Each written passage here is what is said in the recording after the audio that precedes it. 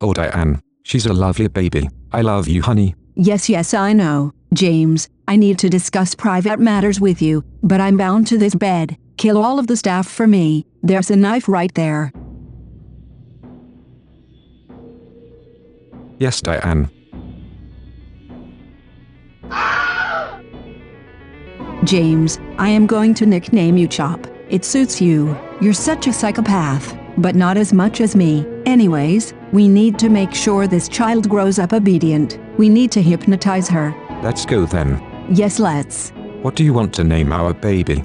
How about Fiona?